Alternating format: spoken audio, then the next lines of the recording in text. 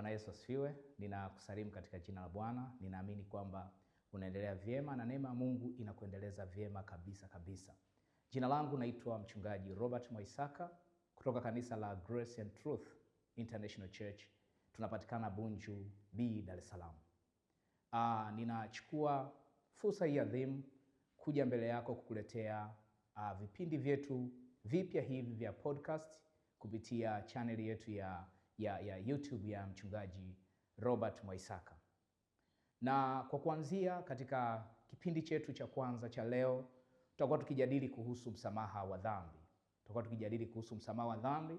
Nitachukua muda kukupitisha katika maandishi ya Biblia ili tuweze kujua namna ambavyo maandiko yanazungumza kuhusu msamaha wa dhambi na namna gani ambavyo mwanadamu anafaidika kutoka katika msamaha wa dhambi ambao Mungu ameuachilia katika Yesu Kristo.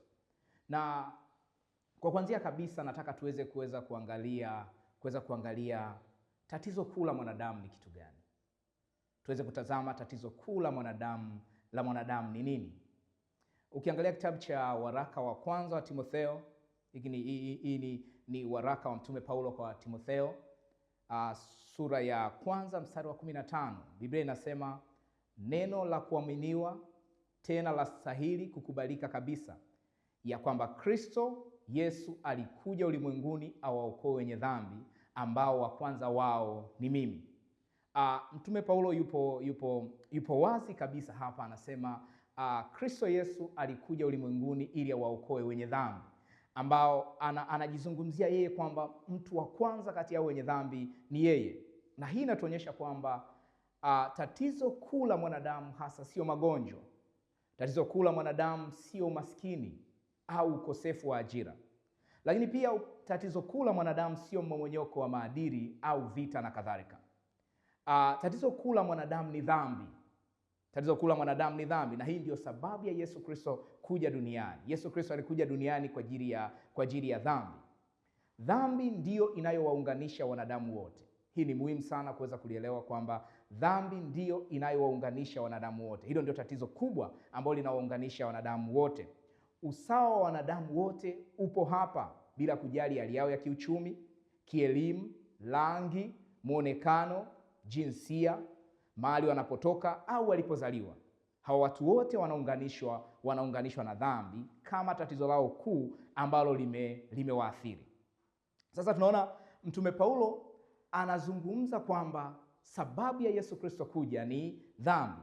Na alipokuwa anawalejea wana wa Israeli katika waraka wake kwa Warumi, Mtume Paulo pia ameweza kuzungumza jambo la namna hiyo kwamba kwa sababu wote wamefanya dhambi na kupungukiwa na utukufu wa Mungu.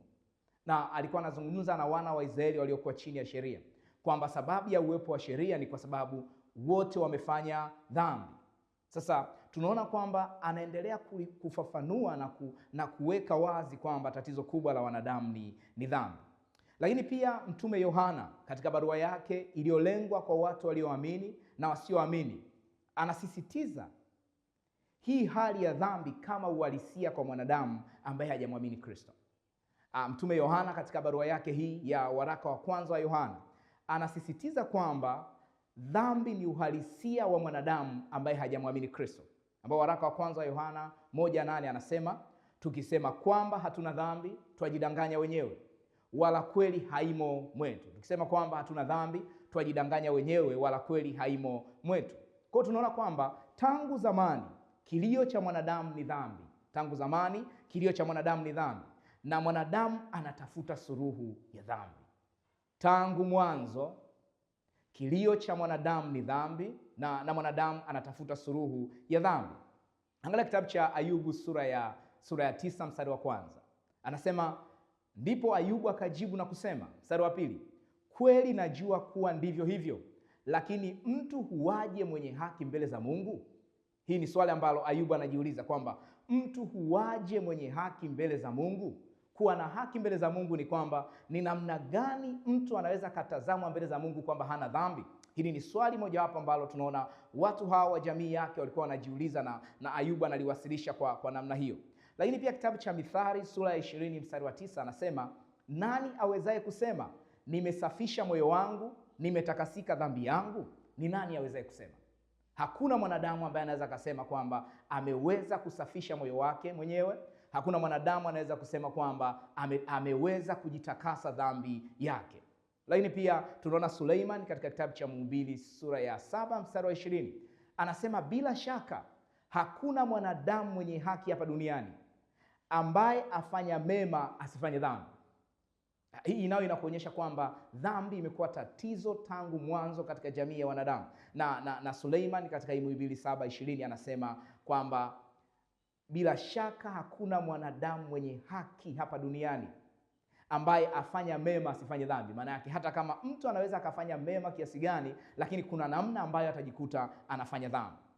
Lakini Nabii Isaya pia katika kitabu cha Isaya 59:1 anasema, tazama mkono wa Bwana haukupunguka wala usiweze kuokoa, wala sikio lake si zito hata lisiweze kusikia, lakini maovu yenu yamewafarikisha ninyi na Mungu wenu, na dhambi zenu zimeuficha uso wake msiuone, hata hataki kusikia.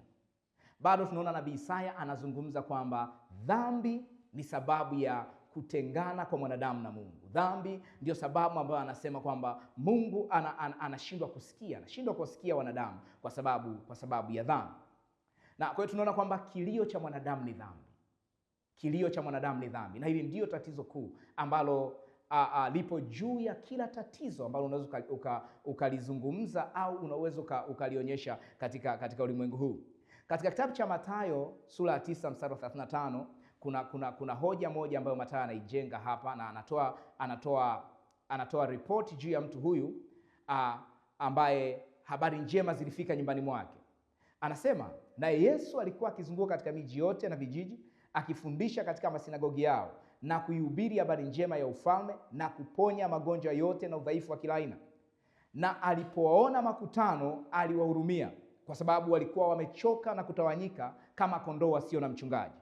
Ndipo alipowaambia wanafunzi wake, mavuno ni mengi lakini watendakazi ni wachache.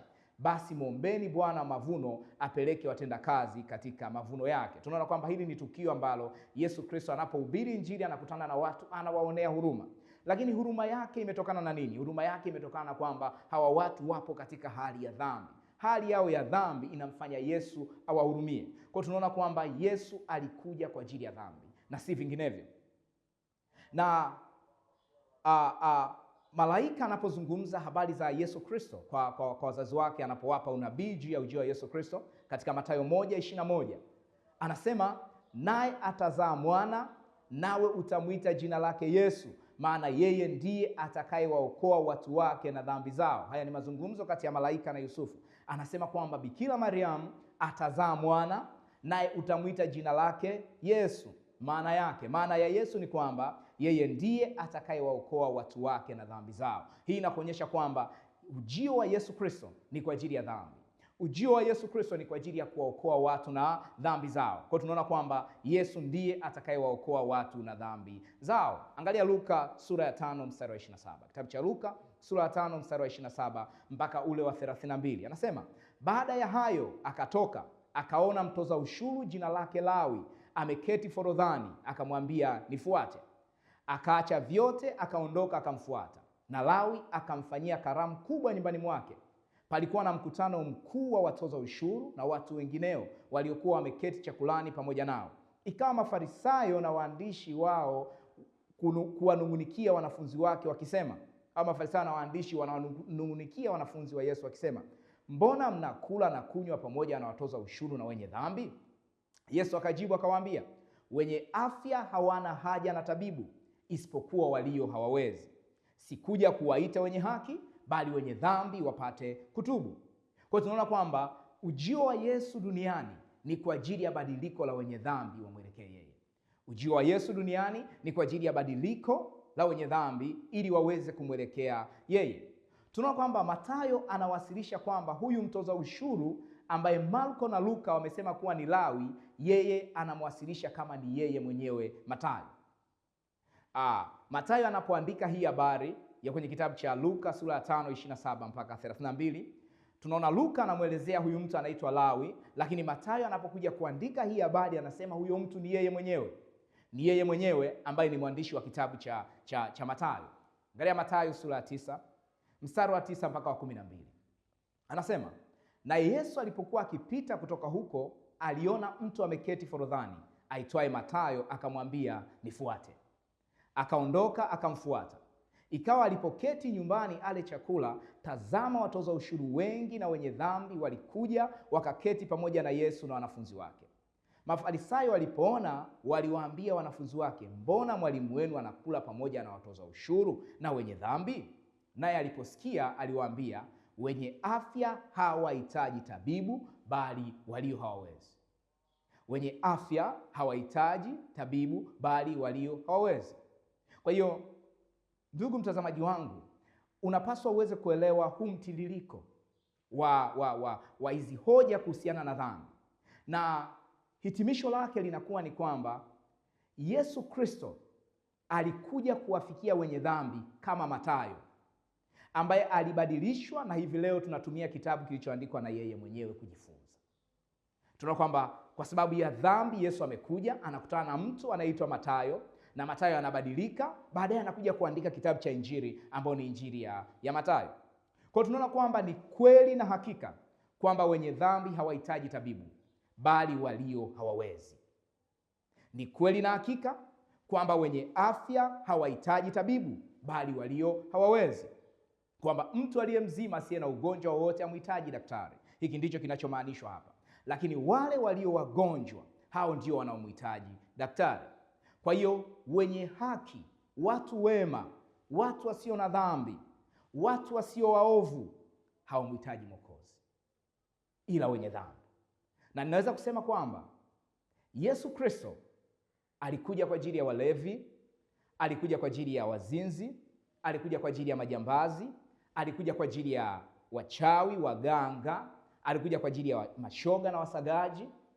Yesu Kristo alikuja kwa kundi hili la watu, makahaba, na kila aina ya mtu ambaye unaweza ukafikiria katika ufahamu wako kwamba ni muovu kiasi kwamba jamii yake haiwezi kumpokea. Hao ndio Yesu aliyokuja kwa ajili yao, na Biblia inatuonyesha kwamba Yesu alikuwa anatumia muda wake na kundi la watu wa aina hiyo. Na hii inatuthibitishia kwamba mwanadamu anamhitaji Yesu kwa sababu ya dhambi. Muhimu sana, mwanadamu anamhitaji Yesu kwa sababu ya dhambi. Kabla Yesu kuja, watu walikuwa na pesa. Kabla Yesu kuja, watu walikuwa wanafanya biashara na wanafanikiwa, walikuwa wanaajiriwa na wanapata kazi nzuri. Kabla Yesu kuja, watu walikuwa wanaoa na kuolewa. Kabla Yesu kuja, watu walikuwa wanajenga nyumba nzuri na kumiliki magari mazuri kabisa. Lakini hawa watu walikuwa hawajafikiwa tatizo lao moja, ambao ni dhambi. Kwa hiyo maana yake hatumhitaji Yesu kwa ajili ya kutimiza mahitaji yetu ya mwilini, kwa sababu mahitaji yetu ya mwilini tunaweza kuyatimiza pasipo Yesu Kristo. Tunamhitaji Yesu kwa ajili ya msamaha wa dhambi. Yesu alikuja kwa ajili ya mwanadamu ili amsamehe dhambi, na mwanadamu anamhitaji Yesu kwa sababu ya dhambi. Mwanadamu anamhitaji Yesu kwa sababu ya dhambi. Inawezekana katika hii hoja ambayo nimeijenga tangu mwanzo hata mpaka muda huu, unaweza kuwa na swali unajiuliza, dhambi ni nini? Dhambi ni nini? Tunazungumza kwamba Yesu alikuja kwa ajili ya dhambi, lakini dhambi hasa ni nini? Dhambi hasa ni nini? Katika dakika chache zijazo tutachukua muda kuweza kulijadili hili pia, tuweze kujua dhambi ni nini, ili ninaposema kwamba Yesu alikuja kwa ajili ya wenye dhambi uweze kutambua kwamba dhambi ni kitu gani. Ninaposema kwamba Yesu alikuja kwa ajili ya watu ambao wana changamoto ya dhambi, na kwamba mwanadamu anamhitaji Yesu kwa ajili ya dhambi, ni nini hasa tunachokimaanisha? Dhambi ni nini?